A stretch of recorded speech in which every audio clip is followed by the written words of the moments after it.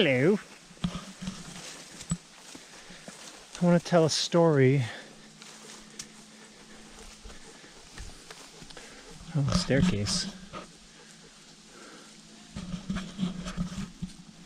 Tell a story. All right.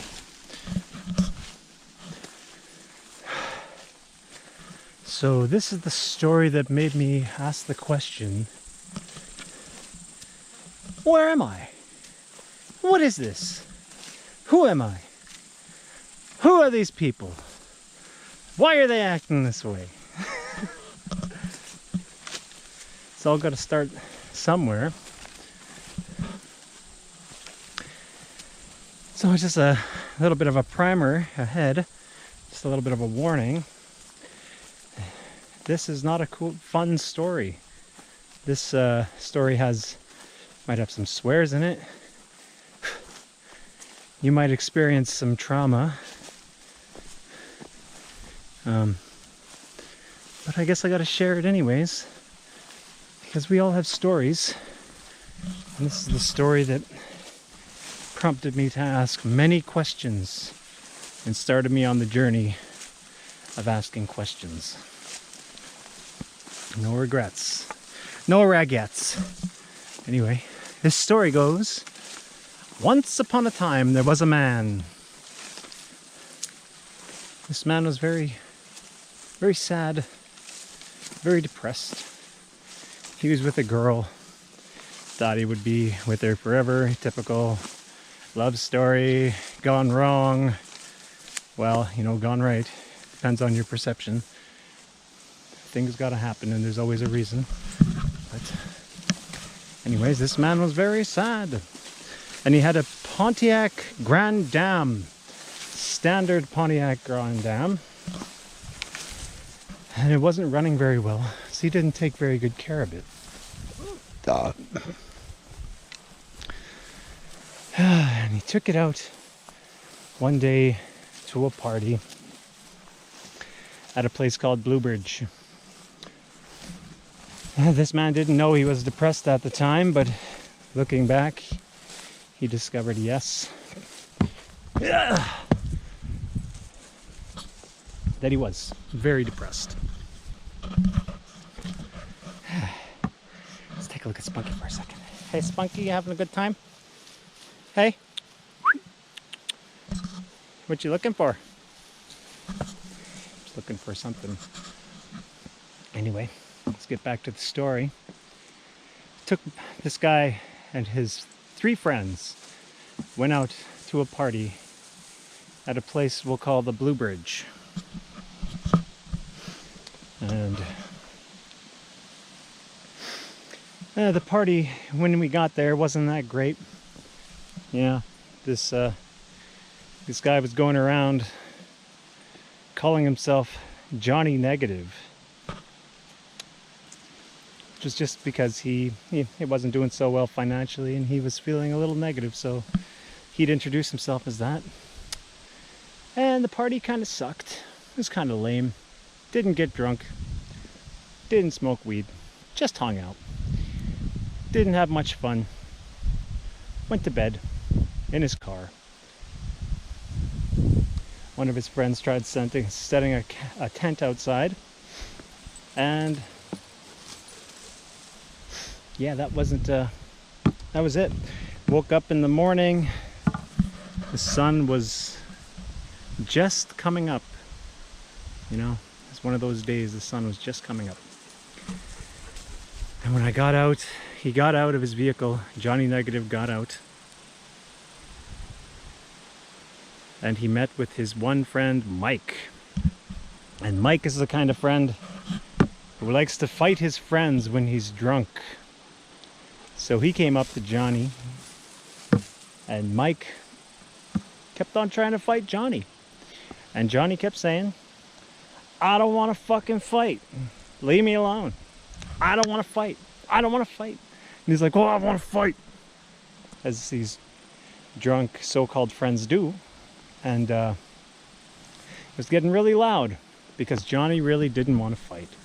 And Mike was really drunk and Johnny wasn't. They were yelling at each other.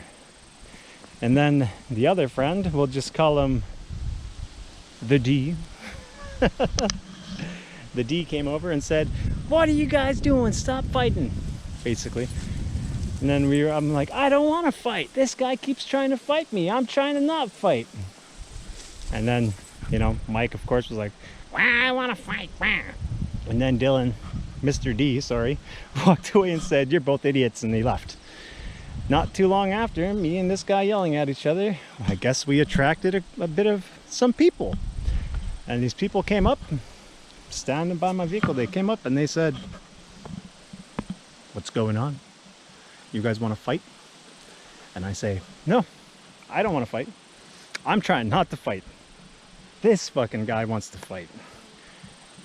And then the guys who came around said, there's about 3 of them, said, "Well, too bad, because you got to fight now." And then Johnny thought to himself, shit. And before Johnny could even do anything, sucker punch right in the face by this stranger who came up out of nowhere. Johnny was on the ground and Mike was getting beaten up by 2 guys, and I got around. Johnny went around and he went into his Grand Am, Pontiac Grand Am, sat in the driver's side of his vehicle, and one of the dudes kicked the door, and he kicked it so hard that it bent and it broke and it wouldn't shut. And then he smashed his window, and Johnny panicked and he was like, "Holy fuck," because when Johnny got punched in the face, he was wearing contact lenses and his contact lenses got knocked out, so he couldn't see shit, but he was fearing for his life. So Johnny drove away. When Mike got into the car, they drove away. But unfortunately, on the way out, there was a crowd watching that Johnny never noticed. And Johnny hit 2 people, at least 2 people, with his vehicles. Since then, I think those have been reconciled. I hope so. If not, you know, Johnny's sorry. Anyway, after that, Johnny and Mike left in their vehicle, driving down this highway with like 25-foot trenches on each side, and this Grand Dam with the automatic manual transmission that was starting to wasn't working anymore, and the vehicle was really loud and just wasn't doing very well. And we were driving away, and then Mike suddenly says, "You hit Dylan!" Ah! And I'm like, fuck! We gotta go back. So we go back. Dylan's fine. And then one of the people start throwing rocks at my car. Dylan says, "Get the fuck out of here, man." I'm like, all right, that's a good idea. That's a really good idea. So we leave. But this time we're followed by 2 vehicles with these trenches on each side of the road, a 2-lane highway with deep, deep trenches. And I'm driving, and Mike's panicking, and I'm telling him, "Okay, Mike, I'm just gonna stop and get what's coming to me, because I don't want to die. I don't want to like get knocked off the road and go into these trenches or something, and you know, whatever. When I pull over the vehicle, you get out, you run away, because I'm pulling over." And I pulled over, and Mike ran off into the bushes. And then I stood there, Johnny negative, stood there. And then the 3 guys got out of the vehicle, beat the hell out of me in the ditch for a good while. Yeah, they beat me pretty good. And then they threw me into their SUV. And you know, on the drive back, they were taking me back to the crowd, and this one dude was sitting next to me. I'm not gonna say his name, but he was sitting next to me and punching me as hard as he could and saying, "We're gonna fucking kill you. We're gonna fucking kill you. I didn't say anything. I didn't say anything because I didn't defend myself. I didn't fight back because that would be stupid. I think that would be a really easy way to get killed, even though they're telling me they're gonna kill me anyway. And those punches really fucking hurt, by the way. And they took me back to the party, dumped me out, and I was surrounded by too many people to count. And the people that were kicking me and punching me and telling me they were gonna kill me and talking about stabbing me and whatever, they just kept it going. I remember one point I got kicked in the head and I saw this blood dripping and I was paralyzed, and pretty traumatic experience. They just wouldn't stop, so I played dead. And it worked for a while, and then finally one of them said, "Get the fuck out of here." So I instantly got up and walked away, and they beat me up again.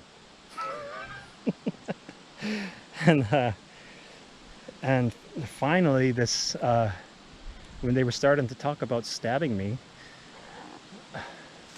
well, I have to go back because he got punched at one point, and I noticed the trees, and how still everything was, and how maybe dying wouldn't be so bad. Maybe it's better than this. Maybe everything that I was depressed about doesn't really matter that much. Maybe I could just be present. And I was. I wasn't afraid anymore. And I surrendered. Totally 100% gave up. It was the running away from it that caused it in the first place. Who wouldn't run away? Some people would stay and fight, but it just didn't seem very logical at the time. And what happened was they started talking about stabbing me, and then they were going to come and get me. And then this lady, this girl with long curly brown hair, all dressed in white, stood up. Basically, I'm down on the ground. I took a picture of myself and sent it on the Facebook. People seen it. And she protected me, and she saved me. And I sat there and I waited until the EMS came. Much respect for the EMS. They have always been more help than cops have ever been. They've never been able to help me with anything, really. It's always been the EMS, and much respect to the EMS, and much love to everyone who works in that field. So grateful. They picked me up, took me to the hospital, and when I woke up, I asked myself, what the fuck was that? Where the fuck am I that this can happen? I just woke up in the chaos, and I had an awakening of sorts because I started asking, who am I? Because all of the stuff that I was upset about didn't matter anymore. And people's behavior suddenly became a topic of interest. So I did very much learning. And my good friends, Doug and Susan Thompson, were there when I woke up. The demon and the witch. I love those people so much. They're really good. They were there for me. I appreciate them so much. But now looking back at it, I'm thinking maybe I woke up in hell. It's not too bad. Hell's just a mindset. Just like heaven's a mindset. And just like neutrality is a mindset. And believing in everything you're told is a mindset. And questioning everything you're told is a mindset. And discovering things and experiencing reality, testing reality, asking questions. The fundamentals need to be questioned. What's my takeaway from that? And ever since then, you know, I feel like I know myself a lot better. Forgiveness to everyone, and I ask for forgiveness to everyone involved. When I was in the hospital bed, Mom and Dad went down and found my car. because my car actually got lit on fire, and they blew it up. And they wrote on the hood, or they wrote, "You deserved it." There's also that. I tend to forget about that part, but yeah, smashed up my nice 12-string guitar and all my CD collection too. That was all gone. So I just kind of had to learn to let that part of myself go. So, you know, there's always the silver linings in there. And yeah, started a new, brand new. Just wanted to share that. Thanks for listening.